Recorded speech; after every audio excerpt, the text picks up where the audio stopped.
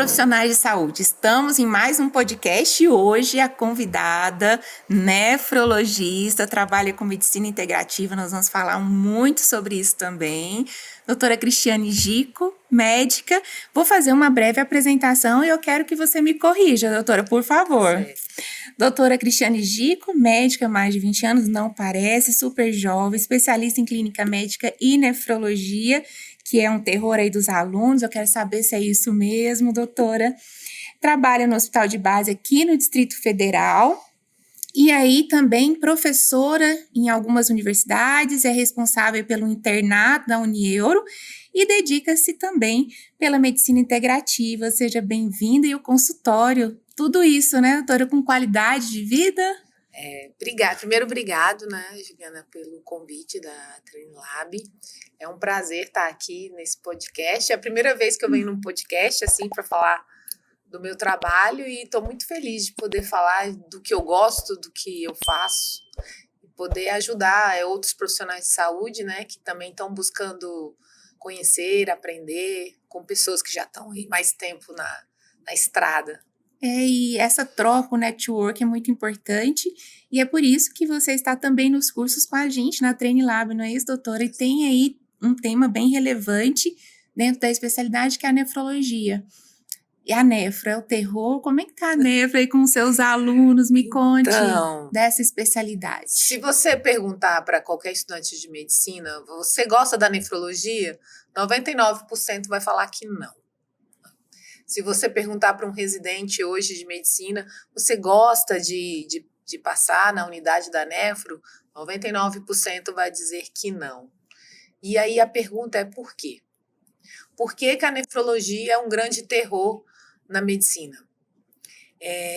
Eu sempre me questionei porque eu também não gostava da nefro quando eu era interna, quando eu era aluna, quando eu fui residente de clínica médica, eu também não gostava. E o que aconteceu? Você se apaixonou? Então, aí é que tá a pergunta, né? Porque primeiro eu fiquei me perguntando por que eu não gostava e depois por que eu me apaixonei. A nefrologia, ela tem um pré-requisito. Ela não aceita memória decoreba, ela não aceita falta de raciocínio clínico e ela não tem uma resposta pronta. Então, cada paciente realmente é uma surpresa, e cada paciente, cada caso clínico, cada momento na nefro requer muito cuidado e requer que você tenha uma revisão rápida de fisiologia, anatomia, farmacologia, patologia, para tomar uma decisão. Então, você tem que fazer tudo isso muito rápido, e são pacientes muito graves. Então, precisa que o estudante de medicina ele se sinta seguro nesse raciocínio. E como a medicina ela está tendo uma tendência a muito protocolo de memória, alunos que têm facilidade de memorizar, ou como falam eles, decoreba, chegam e respondem a prova facilmente. Mas se eu coloco um problema nefrológico, onde várias doenças se misturam, o paciente tem queixas inespecíficas, você precisa entender do corpo humano inteiro, o aluno já fala, opa, peraí, onde que estava a memória? E como dizia meu professor, ele dizia que o paciente não lê o livro, né? Então, o paciente nefrológico, ele vem sempre com surpresas. E isso é um desafio para o aluno decoreba. Então, e eu acho que eu também era uma aluna decoreba. Então, eu acho que eu tinha medo da nefro quando eu era aluna, tanto na clínica médica quanto no internato, porque eu queria ter a resposta pronta. E a nefro não pode ser assim. E por que, então, eu me apaixonei pela nefro? Porque depois, um pouco mais madura, depois de ter feito residência de clínica médica, eu conheci uma professora. Eu estava dando um plantão no Hospital de Sobradinho, aqui no Distrito Federal. Eu já era staff da clínica e já tinha terminado a minha primeira residência, eu estava no pronto-socorro, e uma médica apareceu, doutora Tânia, dedico isso a você, minha querida professora. Tânia, o sobrenome? Tânia Fontes. Vamos procurar a doutora Tânia, Sim, mandar para ela. Doutora Fontes é a nossa mestre lá no Hospital de Base, na nefro. Ela foi professora de muitos nefrologistas aqui no Distrito Federal, uma querida. E eu estava como staff no plantão de Sobradinho, de pronto-socorro, me senti uma médica segura, falava, poxa, eu sou uma pessoa bem treinada, estou bem. até a doutora Tânia aparecer. Então, ela entrou com aquele jeito dela, peculiar, e foi responder um parecer, e perguntou assim, posso olhar a prescrição? Eu falei, claro, fica à vontade. E aí ela mudou a prescrição inteira. Onde eu errei, né? Quem sou eu? E aquilo ali, meu mundo desmoronou. Eu falei, mas como assim? E, ao mesmo tempo eu me senti insegura e falei, poxa, mas como assim? Eu fiz a prescrição inteira errada? Eu perguntei para ela, doutora Tânia, a senhora pode me explicar por que tem que mudar toda a prescrição? E aí foi aonde a minha cabeça fez uma abertura, né? Como Einstein fala, uma vez que a consciência se expande, não tem mais como voltar. A doutora Tânia começou a me explicar fisiologicamente, patologicamente, farmacologicamente, quem era aquele paciente e por que teria que mudar tudo. Naquele momento eu falei, acho que eu não sei nada. E se abriu uma porta, eu falei, nossa, eu quero ficar assim. E essa parte eu não sei. E aí foi que eu comecei, nas minhas horas vagas, estar sempre com ela, para entender como ela pensava. E resolvi fazer residência de nefrologia. E a partir do momento que eu escolhi essa especialidade, eu nem sei como dizer, mas é como se a minha mente ela se transportasse para um outro nível de medicina. Todo dia eu sinto que eu não sei. É muito interessante. Todo dia na nefro eu sinto que eu não sei. Todo dia na nefro eu me sinto insegura. Todo dia na nefro eu tenho que chegar em casa e estudar. Todo dia na nefro eu falei, eu não sei, eu preciso conversar com outras pessoas. E foi isso que eu aprendi na nefro, né? Porque eu gosto muito quando a gente explica a medicina como ilhas de certezas num oceano de incertezas. A nefro é isso. Né? Então, a nefrologia, ela vai causar um desconforto, ela vai causar uma insegurança. E é isso que os alunos fogem. Doutora, faz muito sentido, isso não é só para medicina, eu sou enfermeira de formação, especialista em terapia intensiva e cardiologia. Na cardiologia não tem como falar de coração, não falar de rim, né? Sistema cardiorrenal, porque a gente trabalha com pacientes sem saber sobre a questão renal. Só que surgiu numa situação, durante a minha atuação, teremos que cobrir as férias da enfermeira da nefro, da terapia renal substitutiva. Ninguém queria. Não quer dizer que não podiam, ninguém queria, porque todo mundo tinha medo. E na ocasião, a enfermeira da nefrologia, inclusive Flaviane, uma super enfermeira também, especialista, fez residência no Rio, eu fui cobrir, né, esse período, fiquei lá, doutora, realmente, o pouco, né, que eu aprendi nesse período, que tive que buscar, como isso aconteceu, é uma porta que se abre e a gente começa a compreender melhor o paciente, né, e tudo aquilo que acontece ali durante a condição clínica, o tratamento, né, e você entende que essa dificuldade do aluno, então, é a forma com que ele tem estudado que não está adequada, é isso? Você acha que é a forma que ele tem buscado esse conhecimento? Eu gosto muito, assim, eu coordeno o internato da clínica médica lá da Unieuro, e os meus alunos, quem estiver assistindo aí o podcast, eu costumo falar, eles falam assim, nossa, professora, agora eu entendi. Eu falei, e por que você entendeu? Ah, não, porque a senhora simplificou, explicou. Então, aonde que o aluno de medicina, o residente de medicina erra? Ele, quando lê qualquer material, ele está lendo e memorizando, ele não faz perguntas. Mas por que está acontecendo isso? E se não tivesse assim? E se fosse diferente? Mas por que isso? Ele não consegue encontrar as lacunas. Ele apenas decora. Então, eu costumo fazer assim, eu falo muito isso para meus alunos, né? Vocês não estão juntando tico com teco, né? Porque está faltando juntar coisas. Eu falo muito assim, porque tem lacunas. Você não sabe isso. E eu acho que esse é o grande desafio da educação médica.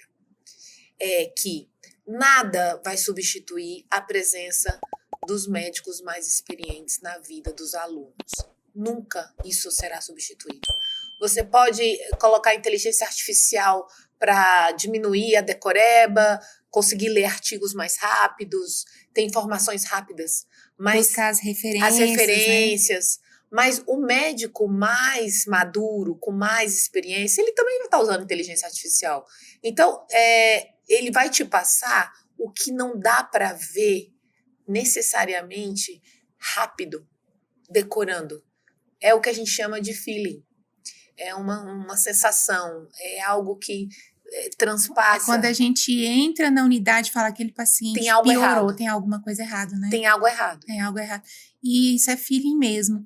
E a questão do olhar para o paciente, né, doutora? A avaliação, escutar o paciente, a questão vai muito além do laboratorial, né? Além da imagem, as queixas desse paciente. E aflorar essa comunicação com o paciente, acredito que também é um aprendizado para os novos, né?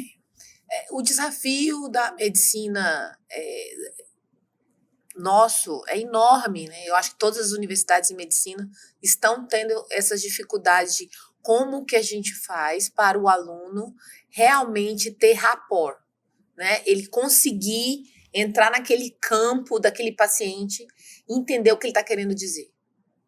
Porque o paciente não tem obrigação de falar eu tenho uma dispneia ou eu tenho uma disúria. Ele não vai falar assim. Ele vai falar confuso, ele vai misturar sensações e sentimentos. E nem sabe explicar em algumas Ou ele nem situações. sabe explicar, ou ele vai confundir. Né? Eu costumo brincar, tem até um meme na internet que fala assim, o senhor toma algum remédio? Ele, não tomo nada não. Você tem alguma doença? Não, não tem nada. Aí no final da consulta, ela fala assim, não, eu só quero a receita pro meu remédio de diabetes, meu remédio de hipertensão. Então, para ele, aquilo não é mais uma doença. Ou seja, são as relações. E na nefrologia, a gente tem um grande desafio, porque as doenças renais, a grande maioria não tem sintoma nenhum. São silenciosas, São né? silenciosas, não faz muita lógica eu estar perdendo um órgão e não estar sentindo nada. Não faz muita lógica para quem não sabe fisiologia, porque o corpo é adaptativo, então ele não vai aparecer. Nós temos muitos néfrons, então não vai aparecer porque morreu um grupo, outro grupo vai tomar conta. Então, assim, não é lógico. Compensatório. Para o paciente, aquilo é uma afronta. Ele vir no pronto-socorro porque o hálux está inchado e ele receber um catéter para dialisar. Aquilo não faz lógica na cabeça dele. Imagine o turbilhão que se dá na cabeça de um paciente de como assim ninguém diagnosticou? E como assim? É simples, né? Agora você vai ter um catéter, você vai ter que cuidar dele, porque senão você pode morrer de infecção e, além de tudo, vai para uma terapia renal. É muito complexo. É complexo, né? Então, a relação do paciente, o que ele sente, como ele vai manifestando as doenças, nas doenças renais, é muito sutil. Como aquela famosa frase, um médico tem que saber o que ele está procurando. Uhum. É como na sepsis. É a mesma coisa na injúria, é a mesma coisa na insuficiência renal crônica. Eu sempre tenho que ter isso de pano de fundo. Ou é o TEP, por exemplo. Eu não vou encontrar se eu não querer sempre procurar. Então, são doenças que eu tenho que estar sempre de pano de fundo ali, ó, pode ser isso. Então, essa forma de atuar, o aluno precisa de ter alguém para... Você compreendeu isso? Está entendendo? E uma outra coisa que eu vejo na educação médica é que cada um aprende de um jeito. É isso que a gente acredita na Treine também. Cada um aprende de um jeito. Por isso estamos aqui, né, doutora? Tem gente que aprende se eu falar. Tem gente que aprende se eu desenhar. Tem gente que aprende se eu mostrar, se eu contar uma piada. Tem gente que aprende se eu simplificar. Não sei, os adultos aprendem de diferentes formas. Perfeito. Então, assim, o aprendizado não pode ser massificado. Ele precisa ser individualizado. Então, quando chega essa forma de ensinar online, é para a gente poder abrir espaços para que o aluno possa ter momentos onde o docente possa usar várias técnicas até ele aprender. Perfeito. Então, eu acho assim, o online ele vem para a gente ter oportunidade de voltar, dar play de novo, escutar novamente, né? Porque o professor, às vezes, na sala de aula, não tem como ele repetir. Então, o online eu posso clicar, voltar, trazer, né? E depois, e quem sabe, né, que a gente estava comentando, poxa, agora enchi de dúvida. Porque uma coisa que eu vejo hoje que me deixa louca, todos os meus alunos sabem, é que aluno não tem dúvida hoje. Eu pergunto, meu querido, dúvida? Cri, cri, cri, cri. Não há dúvida. Se não há dúvida, não tá entendendo. Não tá entendendo. Aí eu fico me perguntando, é porque é nefrologia e ele não tem uma base sólida de fisiologia, ou ele realmente não tem dúvida porque ele não entendeu nada Ele do que eu não falei? atingiu, né? Não atingiu. E vem muito, nós estamos falando aí da base curricular, né? Da formação médica, e que às vezes não chega até onde nós deveríamos chegar, né, doutor? E é por isso que o aluno precisa buscar. Então, se ali não foi o suficiente dentro da sala de aula, no livro, ele precisa buscar essas referências, como você, para trazer as dúvidas, mas para levar as dúvidas precisa estudar, precisa buscar, se capacitar, se desenvolver, né? E essa questão, você falando aí da gravação do online, eu me lembro da minha mãe ter fitas para gravar a aula na faculdade, Sim. né?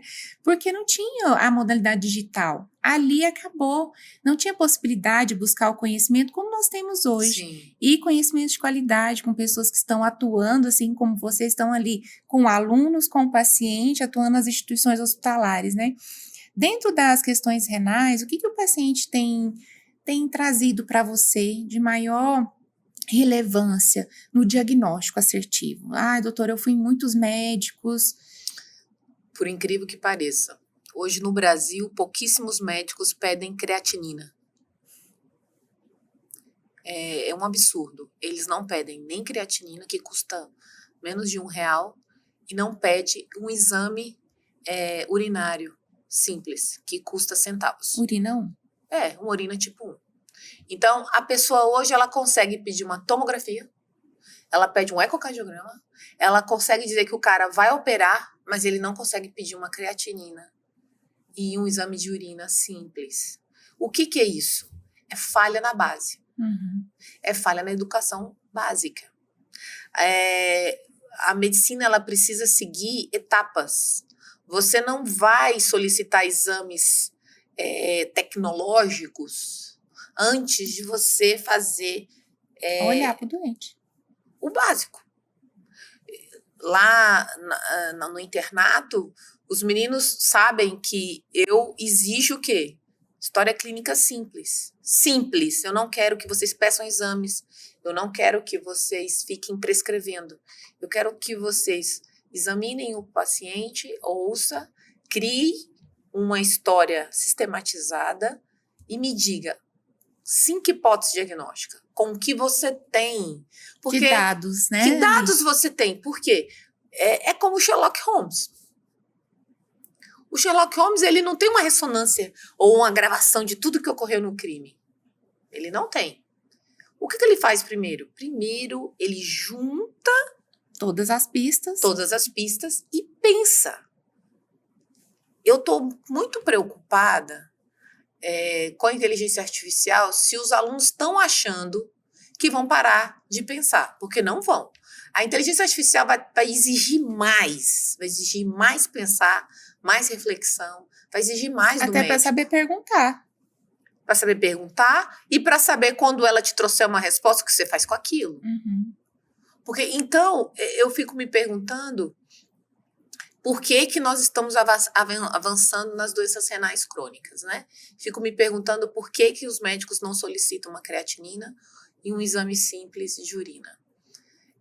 Porque hoje o que nos falta é uma falha básica da fisiologia. A nefrologia, ela acaba sendo, na educação médica, muitas vezes uma matéria negligenciada. Pouquíssimas faculdades se dedicam a essa área, incluem muito pouco tempo, muito pouco problema no PBL, ou passa muito rápido, ou une a nefrologia com pneumo, cardio e hemato, é muito para o aluno. Eu não acho que isso é didático. Uhum. Então, eu acho que tudo isso favorece os médicos não conseguirem ouvir o que o paciente está falando. Porque o paciente, ele vai chegar para você e vai falar assim: eu tô urinando muito, isso é tão bom, né? Eu urino clarinho, bem branquinho. Não durmo nada, porque urina a noite inteira. A noite toda. Acho que é a água que eu tomo. Então, assim, olha a queixa do paciente. Pouquíssimos médicos vão prestar atenção nisso. Eles não vão lembrar que o rim pode estar perdendo função e manter a ultrafiltração, ou seja, elimina a água, mas não concentra. Não tem a parte metabólica. Ou um dos principais sintomas que a gente pode encontrar é a noctúria. E aí? Não ouvi o paciente, né? Não sei o que fazer com a informação. Não sei o que fazer. Não, doutora, mas vamos falar aqui. Isso aqui é uma aula, não é um podcast, gente. Então, se você chegou até aqui, por favor, curta, compartilhe e siga. E principalmente também a doutora Cristiane Gico, né? Mas vamos seguir a aula. Mas eu tinha que fazer essa pausa, porque tá bom demais. Mania de falar, né? Quem é professora, onde está, ela consegue trazer o conhecimento. E nós falamos, antes desse podcast, nós estávamos com um paciente trazendo o seu relato, uma história, a sua trajetória aí durante um processo de internação, doutora, e ele falou muito sobre isso, muitos pontos que você trouxe aqui sobre queixas, sobre sinais que ele trouxe durante o período de internação. Então, Gustavo, obrigada pela história, e que ninguém deu atenção, ouviu, mas aquela informação ela não foi utilizada para o benefício do paciente, né? Para o melhor para o paciente. E no pronto-socorro, quando o paciente chega e a gente precisa tomar uma decisão, o médico precisa tomar a decisão assertiva no pronto-socorro e não tem esse conhecimento de nefro. Aí vem a importância da base também desse conhecimento do primeiro plantão, né? Primeiro plantão, pronto-socorro, o paciente chega com alterações renais. Comum, né, doutora? Muito comum, porque no pronto-socorro, claro que a gente tem que tomar decisões rápidas e precisa classificar bem o paciente. Então, assim, algo que na saúde do Brasil, que eu acho que foi um ponto importantíssimo, foi a implementação da classificação de risco. Então, assim, com a entrada da enfermagem, nos ajudando a separar os pacientes que são altamente graves, né? Nos ajuda muito. Então, assim, um hospital que tem uma boa classificação de risco, você já vai perceber, por exemplo, se ele está hipertenso, se ele está nauseando, se ele está com cefaleia, se ele tem sinais de risco, né? Então, isso já nos ajuda a separar. Então, assim, todo paciente vermelho, laranja, paciente grave, obrigatoriamente, você precisa ter uma creatinina, uma ureia e um exame de urina. Você precisa saber minimamente se ele está urinando. E para fazer uma única pergunta: o senhor tem alguma doença prévia? O senhor precisa ser feita essas perguntas, independente se foi um trauma, se ele está vindo para uma enxaqueca, se ele está vindo para trocar um atestado. Não importa. O importante é que algumas perguntas básicas nós precisamos fazer. Por quê? Porque é diferente se eu trato uma dor num paciente que tem doença renal crônica. É diferente se eu trato, por exemplo... É o ajuste da dose, né? Ajuste da dose. É diferente eu tratar um paciente que chega para mim agitado, não é? Com falta de ar, e o que ele está tendo não é um problema pulmonar, é uma injúria renal aguda. Então, é totalmente diferente o que eu vou tratar. Então, quando eu foco muito num órgão só, tá com falta de ar, o problema é pulmonar, não é linear, é sistêmico. Então, eu não posso estar com dispneia, o problema é no pulmão. A dor precordial, o problema necessariamente é no coração.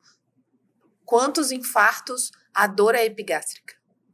Exato. Não está no tórax. Então, quando membro superior. Ou é no membro superior, ou nem tem a dor, ele já chega com edema agudo de pulmão. Então, assim, os casos clínicos, né, que a gente pode discutir nas aulas online, vai ampliando esse olhar e vai preparando o médico para casos reais. Então, como não esquecer a parte renal? Minimamente, nunca esqueça uma ureia e creatinina, nunca esqueça um exame de urina, nunca esqueça de perguntar se ele tem alguma doença prévia. Porque às vezes ele fala, não, eu tenho uma doencinha ali no rim. Então, peraí, ele pode ser um paciente com doença renal crônica, tratamento conservador, e eu preciso saber disso para saber se isso tem relação com o que ele está sentindo agora. Então, ao mesmo tempo, a nefro é simples.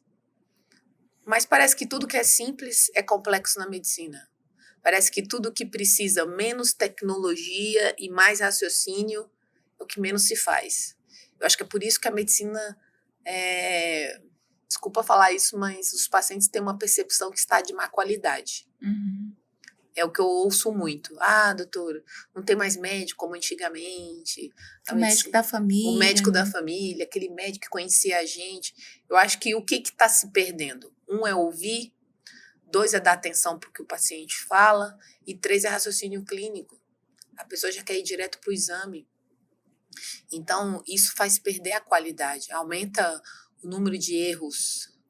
Doutora, aí, mais uma vez a gente fala aqui de sustentabilidade do sistema de saúde. Não é porque eu estou no sistema público que o número de exames vai onerar para todo mundo, Sim. né? E com o envelhecimento da população. Você falou aí que as doenças renais, elas vão acontecer, né? A população, ela vai envelhecer e a gente sabe que o número de idosos vai aumentar cada dia mais. Nós estamos preparados para cuidar, o médico está se preparando para cuidar desse perfil clínico de paciente, né? E esse olhar também, daqui para frente, o envelhecimento com qualidade, mas que os órgãos, eles também vão envelhecer, vão perdendo as suas funções, né, fisiológicas.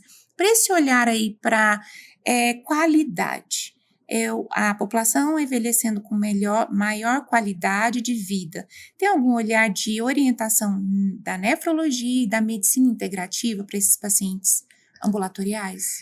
Eu gostaria de falar de dois tipos de pacientes que estão envelhecendo, interessantes. Por exemplo, no meu consultório de medicina integrativa, eu hoje atendo pacientes que estão acima de 40 anos, que fazem suplementação de creatina. São pessoas que têm um corpo muscular, entendeu? Que antigamente essa pessoa, você não acredita que tem essa idade, porque ela está cuidando da saúde, ela está fazendo 50, 70 anos. Minha mãe, por exemplo, tem 72 anos, não tem nenhuma doença. Né? Minha mãe, ela pratica exercício todos os dias, não é? Minha mãe também Então, é assim. quem está atendendo no consultório essas pessoas? Que chega para você e fala, olha, eu quero saber se eu tenho doença renal, porque a minha creatinina está 1,5 e eu faço suplementação. Então, assim, existe um grupo hoje que nós, nefrologistas, estamos tratando, e eu acho que os clínicos em gerais precisam entender que a creatinina, ela deixa de ser um grande parâmetro. Você vai ter que usar outros parâmetros para definir se aquele paciente está tendo algum problema renal. E esse paciente, ao mesmo tempo, ele é um paciente que ele quer manter a função renal bem, né? Ele quer manter todos os parâmetros dos seus exames bem, mas não dentro do intervalo de normalidade. Ele quer estar super bem. Então, ele não vai aceitar uma vitamina B12 de 200, 300. Ele não vai aceitar, por exemplo, que a hemoglobina glicada dele não abaixa de 5,8. Ele quer muito mais. Ele quer mais. Então, existe um grupo hoje de pacientes muito conscientes. E que esses pacientes não vão se beneficiar com medicamento.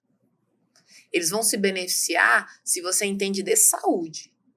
Né? Então, como é que a gente vai fazer para aquele paciente conseguir perder peso? Como é que a gente vai conseguir criar uma rotina de vida para ele, por exemplo, conseguir sair do antidepressivo, conseguir que o psiquiatra desmame? Hoje, chega pacientes no meu consultório com demandas que são complexas, mas não porque ele está doente. Ou até sexualidade, né? Porque o libido diminuiu, porque, doutor, olha só, eu sinto que eu posso mais. Então, será que nós estamos preparados para atender essas pessoas? E é por isso que eu tenho esse estudo, já tem 7 anos que eu me dedico a isso, a estudar apenas saúde, porque a demanda está vindo para isso. As pessoas querem mais, elas querem se sentir melhor. Então, eu atendo, por exemplo, esses dias eu atendi uma paciente do Rio de Janeiro, transplantada. Renal, né? Ela fez diálise peritoneal 10 anos, aí transplantou, e aí ela encontrou meu nome num grupo do Laí Ribeiro. Falou, doutor, eu vi lá no grupo que você é nefrologista, eu queria usar algumas coisas para melhorar meu libido, eu queria usar algumas coisas para melhorar meu fogacho, e ninguém aqui tem coragem de mexer em mim, porque eu sou transplantada. Então, tá chegando essa demanda.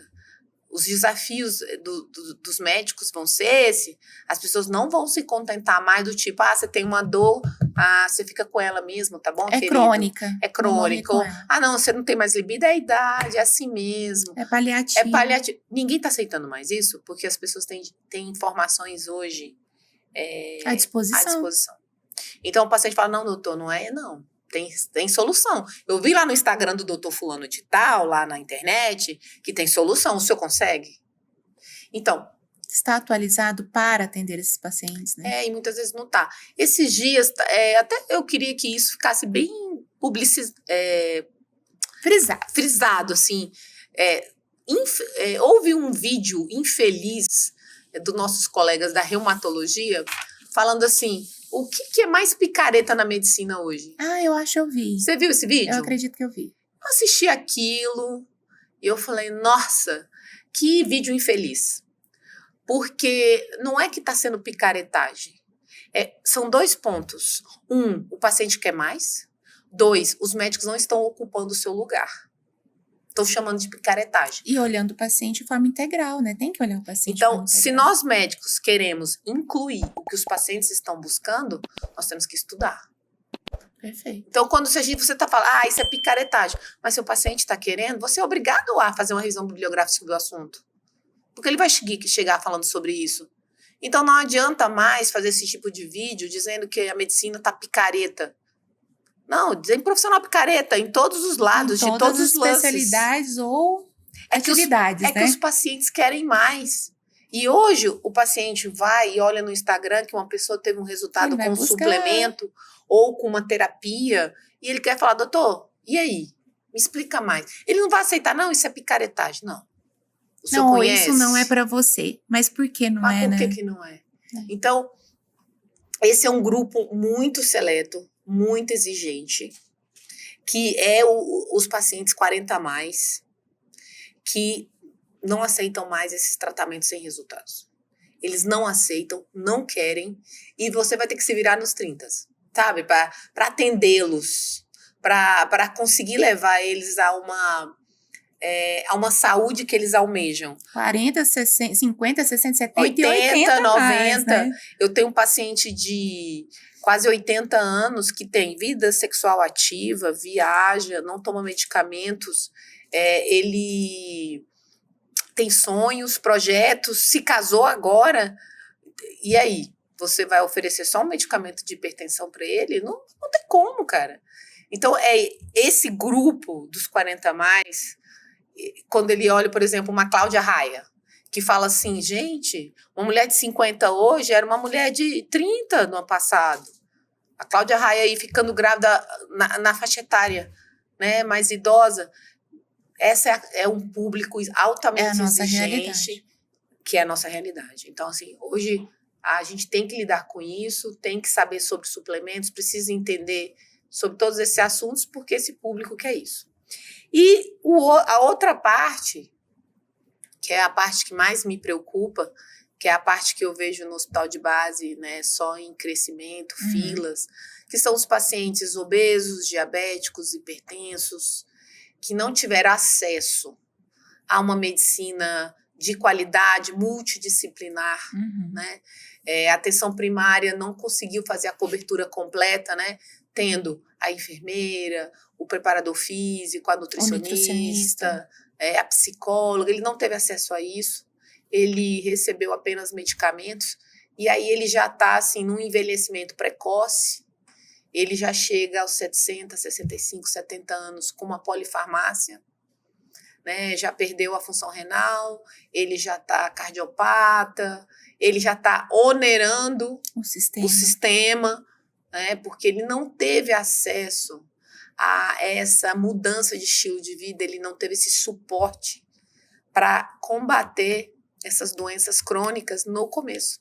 Perfeito. Então, eu lembro que uma vez eu fui conversar com um paciente no hospital de base, explicando para ele como que ele tinha ficado doente renal crônico e como ele tinha chegado à diálise.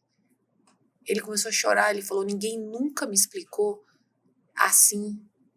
Eu não tinha entendido a importância da atividade física. Se falava sobre atividade física, doutora, 3, 4 segundos no final da consulta. E, doutora, vamos pensar nas questões socioeconômicas, né?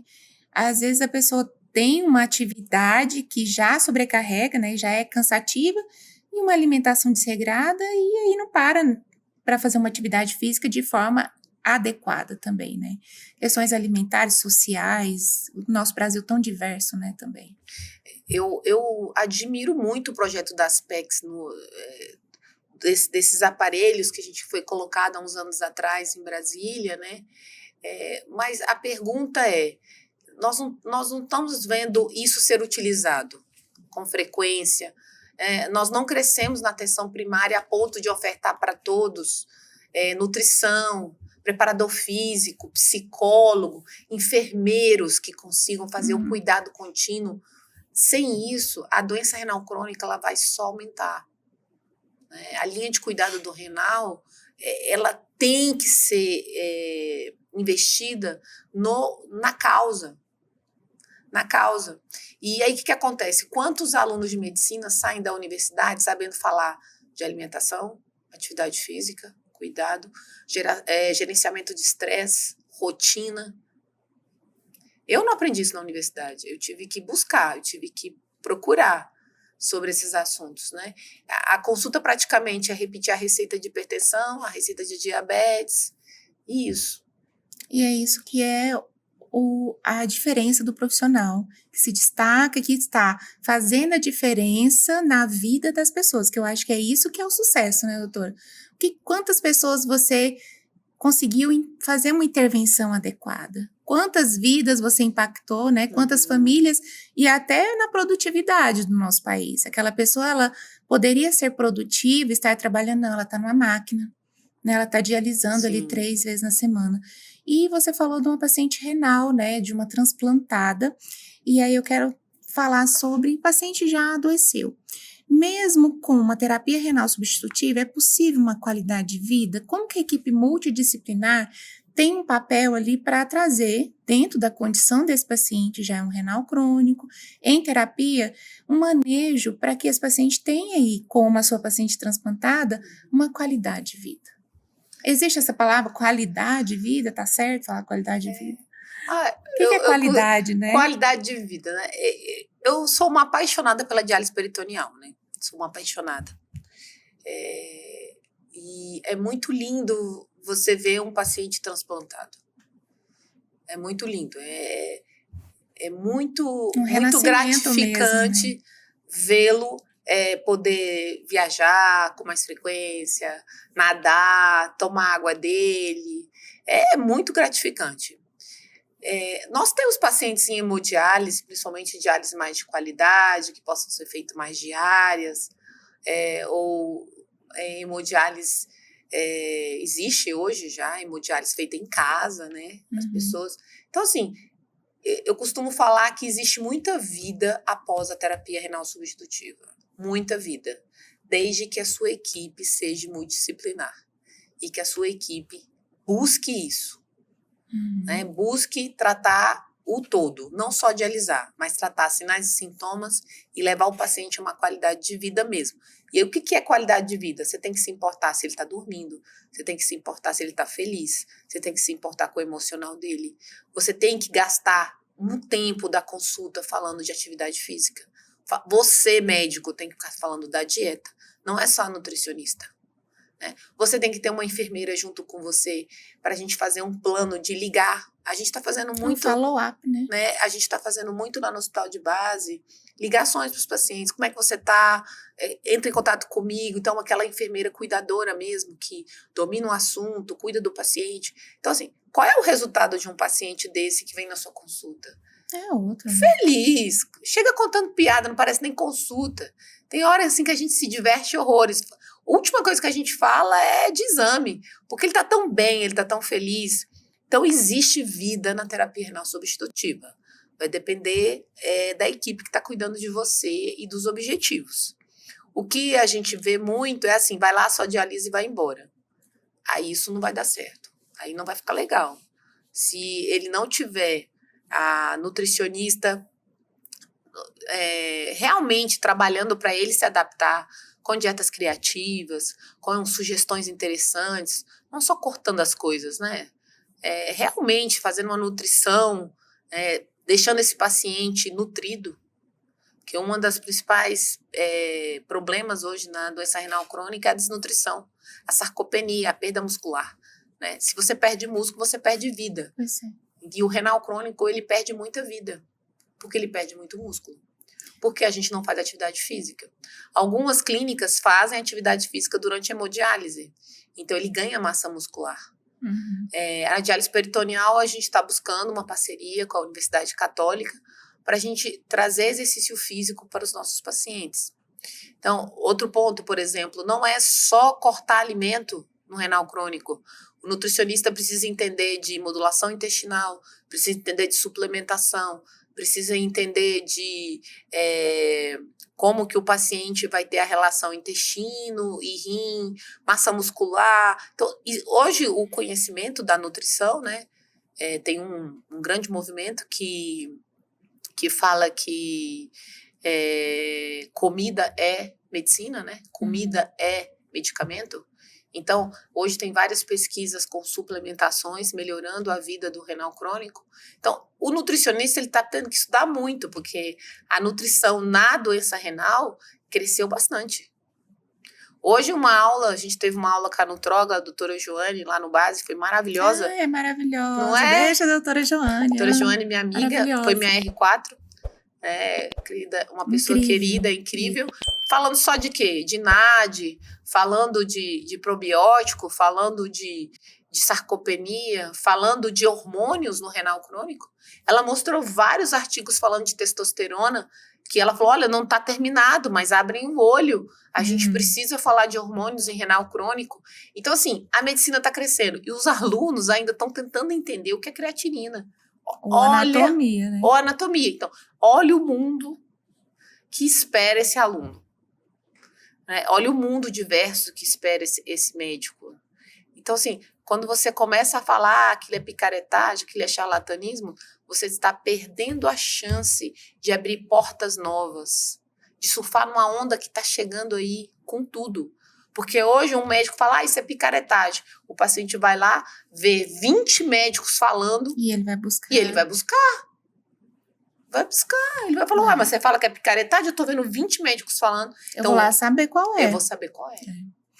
E você falou aí do médico, da formação, e que a nefro também cai na prova de residência. Então, eu falo para meus alunos, você vai fazer cirurgia geral? Se acertar a nefro, já tá dentro. Eu falo para meus alunos, você vai fazer clínica médica, se errar a nefro, você tá fora. Então a nefro... Não tem pra onde fugir. É um divisor de águas. Tem que acertar. Todas as nefros tem que acertar. Quem investe em entender as principais perguntas de nefrologia que caem nas provas de residência, ele tá pelo menos 1 ou 2 pontos na frente do candidato que tá ali com ele. Então, assim, porque justamente aquilo que a gente começou a falar no início do podcast, o medo da nefro. Eu vou fugir. Não tem como pular. Não tem como pular porque ela vira um divisor de águas. Né? Ela vira um divisor de água. Eu vou prestar uma prova de enfermagem, sei lá. Qualquer coisa. Não, vai cair. A pergunta que cair de nefro vai botar o enfermeiro dentro do concurso ou o enfermeiro fora. E agora o que não dá... E aí não dá para pular o paciente na beira do leito. Aí pega. Pega porque, assim, o que a gente vê hoje nas terapias intensivas? Os pacientes que têm injúria renal aguda ou que de alguma forma desenvolveu insuficiência renal aguda, ele vai ter mais chance de mortalidade, independente do que você faça. Então, o paciente internou por uma cirurgia neurológica, ou o paciente internou por um IAM, ou o paciente internou para fazer uma cirurgia ortopédica. Se durante a internação foi negligenciado a parte da função renal e ele evoluiu com uma injúria ou uma insuficiência renal aguda, mesmo que ele melhore, ele vai ter um maior índice de mortalidade. Ou dentro da UTI, ou fora. Ninguém é normal depois de uma ira. Não é. Isso tem estudos mostrando. Você vai viver menos. Impacto na sobrevida. Há um grande impacto. Se você teve alguma vez na sua vida uma injúria renal aguda ou uma insuficiência renal aguda, sua vida não é mais a mesma. Você perdeu néfrons. Se você perdeu néfrons, você vai ter mais chance de ter uma cobre-mortalidade. É por isso que na medicina chinesa a energia Qi está no rim.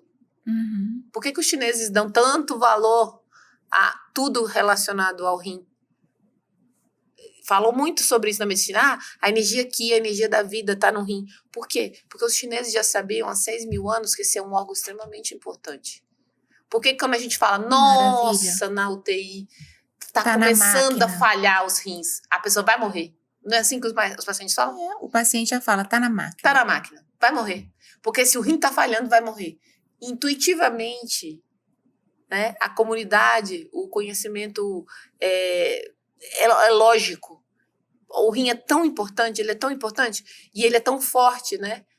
Deus foi tão sábio, nos deu 2 rins e com tantos néfrons, porque se a gente fizer besteira, o outro néfron cobre, que a própria sabedoria popular já sabe que quando o rim começa a falhar, está mais perto da morte. Então, como nós, médicos, vamos pular esse conhecimento? Não tem como pular. Não tem, a gente tem que enfrentar esse medo. E os meus alunos, eu observo com clareza. Os que aprendem nefrologia se dão bem em qualquer área da medicina e são melhores profissionais e melhores alunos. Perfeito. É inacreditável. Todos eles que falam, não, eu vou enfrentar esse monstro, eu vou juntar o tic-teco, eu vou dar a mão para isso aqui, eu vou entender, pronto. Qualquer outra coisa fica fácil. Perfeito. Né? Então, a gente tem que enfrentar esse medo. E aí, eu sei que você tem aí nas suas disciplinas e na Trainlab preparando uma imersão, né? O que é essa imersão, doutora? O que a gente, dentro dessa sua disciplina, o que você traz aí como abordagem para que esse aluno, ele precisa adquirir esse conhecimento que não foi suficiente lá na faculdade? Ele vai precisar buscar. Dentro desse conteúdo que você, né, prepara, tem para os seus alunos que você está preparando aí para a Trainlab, vai gravar, hein? Fiquem atentos. O que tem aí? Qual que é a diferença? Você já falou um pouquinho, mas eu quero que você conte um pouco, mas não conta tudo, não. Não vou contar tudo, não, porque também é extenso. Então, a gente tem discutido muito, né, como vencer o medo da nefro dos alunos, né? E também como fazer os residentes aprenderem mais rápido para fazer a prova de residência, ou como qualquer médico. Uma vez eu dei umas aulas na medicina de família e foi lindo, como os médicos de família são pessoas assim amorosas e super abertas, estudiosos.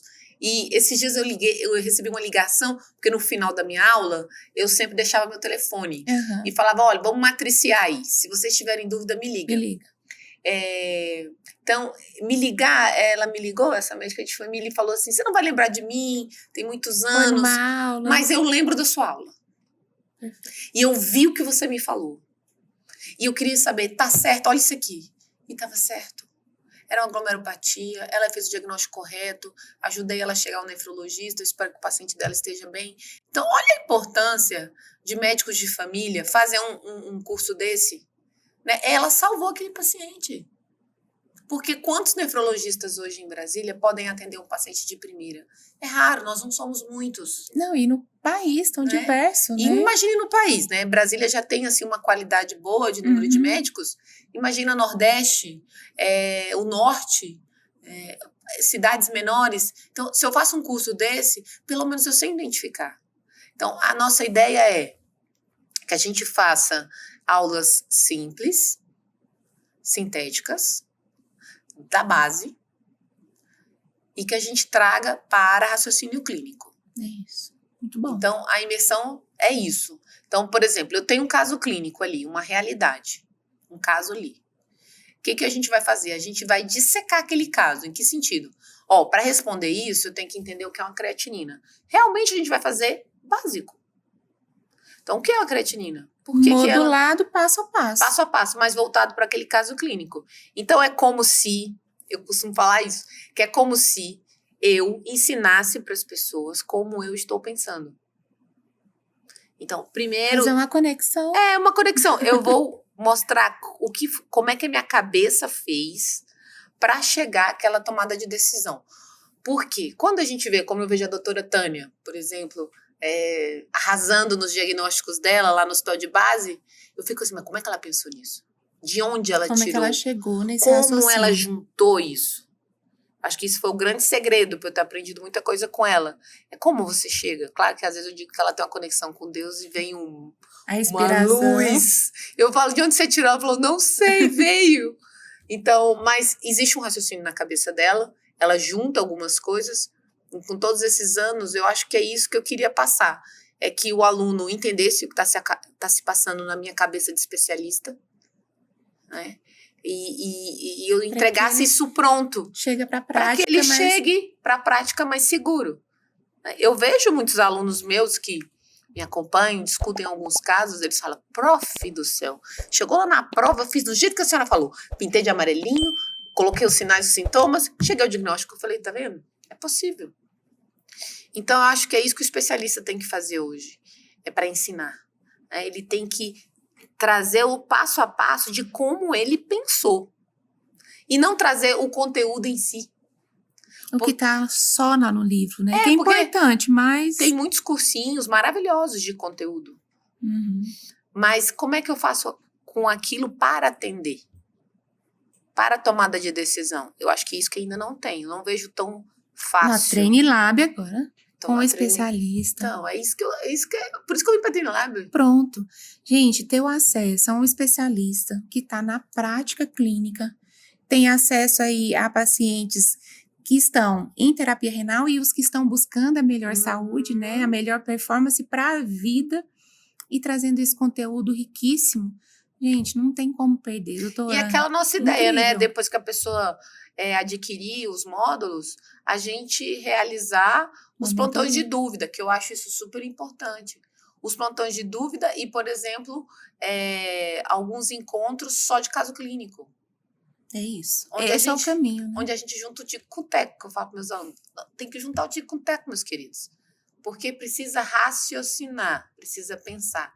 Eu adoro, por exemplo, quando tem parecer no base, eu pego o parecer e falo assim para os meus alunos.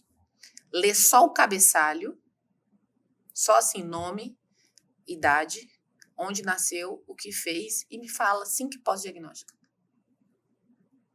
Sem nada. Até pelas questões geográficas, será que aquela região... Onde nasceu, que idade tem. Você já consegue fazer pós-diagnóstica. Eles duvidam, eu falo sim. Se você tiver a cabeça já formada para raciocínio, você não precisa de muita informação. Agora, depois que vai trazendo mais informações, o que pode acontecer? 2 caminhos. Você pode melhorar o que você pensou ou você pode se perder. O mesmo erro do colega, você continua. Porque você Repete não pensou receita, antes. Né? O cara já falou, é tal coisa. E se não for? E se não for? E é tão triste, né, doutora, quando o paciente chega para nós e fala assim, nossa, eu tenho tal diagnóstico há 10 anos e você agora descobriu realmente o que eu tenho. Descobriu não, fez um diagnóstico assertivo, né? O médico fez um diagnóstico assertivo. E quanto tempo de vida aquele paciente perdeu? Impacto emocional, familiar, né? Então, clínicos tem poucos hoje, né, Ju? Se você olhar, quem é clínico hoje? Quantos clínicos você pode ligar e falar, doutor, eu tenho aqui 20 receitas de 30 especialistas. Junta tudo para mim, me explica o que está acontecendo. Você não tem. Você não encontra. Quantos clínicos hoje você pode falar, eu quero marcar consulta, eu não quero saber assim de ficar me mandando para especialista. Junta tudo e me trata. Quantos? Você não tem. Tá aí um nicho bom para os médicos. Um campo de atuação. Porque às vezes os meninos ficam pensando, eu vou ser sub do sub. Eu vou ser sub do sub do sub. Mas será que é isso que a população vai buscar? Eu não acho que é isso. E olhar o paciente na atenção básica, primária, antes que ele adoeça, né? Para a qualidade de vida. Eu quero tratar só esse grupo que eu te falei, que vem me buscar não por doença, mas porque eles podem mais. Eles querem melhorar a memória, eles querem ser mais bonitos, ter mais libido, ser felizes, sair de medicamentos. Viajar, continuar com a sua autonomia, sonhar, estudar. Eu gostaria de só tratar pessoas assim. É meu sonho. Eu queria que as pessoas tivessem acesso a esse tipo de saúde, a esse tipo de medicina. Mas a minha preocupação eu acho que a gente nem está pronto, nem todos estão prontos para isso, sabe? Mas quem Vamos sabe fazer. com os cursos, né? Vamos fazer quem estiver conosco, com você, com certeza vai estar sendo preparado e vai se sentir muito mais preparado para essa medicina e para esse paciente que está chegando, que já está aí, né? Não está chegando, não, já está aí. E qual paciente nós queremos ser? Também, né? Temos que pensar antes de qual é o paciente que um dia eu posso ser. Aquele paciente que vai para a máquina? Não! Nós queremos ter uma velhice saudável também, né? O profissional da saúde tem que pensar também na sua própria saúde. E até tem uma médica, a doutora Fernanda, ela fala muito. Você tem o médico que você é, você tem o paciente que você é. Eu acho muito interessante que ela fala, você tem o paciente que você é. E eu acho interessante. Não, isso é muito verdade. Talvez seja por isso, porque eu era muito doente até os 40 anos. Uhum. Eu era o padrão básico de todo médico, né? Uhum. Falava de exercício, mas era sedentária. Falava de dieta e era obesa. Falava de que a pessoa precisava fazer terapia e eu não fazia. Então, tipo um médico fake news, Dormir né? bem. Então, eu era uma médica fake news até os 40 anos, né? Eu falava e eu não fazia. E aos 40 anos, né, eu fiquei bastante doente. E aí foi a minha virada de chave para buscar saúde. E aí que entra a integrativa. Na verdade, a integrativa entrou na minha vida para me tratar. E a partir daí, meus pacientes começaram a mudar. Os pacientes que me procuravam eram pacientes que queriam ser mais saudáveis. Então, eu concordo com a doutora Fernanda. Você tem um paciente que você é. O médico que você é, o que você oferta, né? Uhum. Gente, eu ficaria aqui...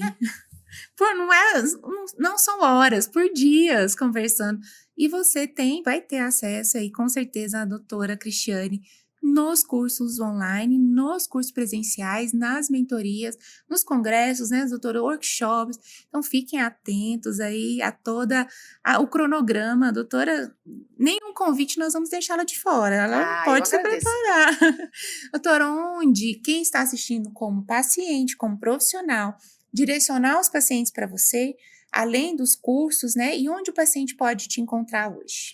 Então, no meu Instagram, você procura Cristiane com TH, Gico, Gico, que é o meu sobrenome, .médica. Nós vamos deixar aqui embaixo também. Isso. Esse é meu Instagram. Lá tem um link que você pode clicar e esse link vai direto para minha clínica e você pode marcar a consulta. E a gente pode começar essa jornada aí de saúde. Muito bom. Estou aí à disposição. Gente, doutora, gratidão. Esse dia foi incrível. Agradeço a vocês que estiveram aqui até agora. Então, não deixem de compartilhar. Se inscrevam para não perder nenhum conteúdo da doutora Cristiane e de outros especialistas. E até o próximo. Muito obrigada, doutora. Obrigada. Obrigada a todos. Até.